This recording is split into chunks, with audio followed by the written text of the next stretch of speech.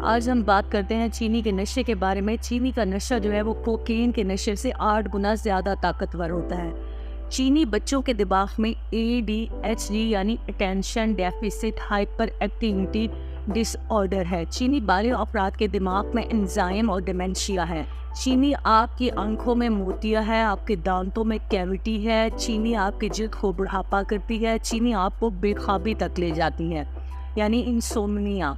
चीनी आपके खून में ज़्यादतीज़ है। चीनी आपके सिस्टम में सोजिश, कैंसर और सेल्स की तबाही है। चीनी फूड कॉरपोरेशंस और फार्मास्यूटिकल कंपनियों के लिए $1 बिलियन इंडस्ट्री है।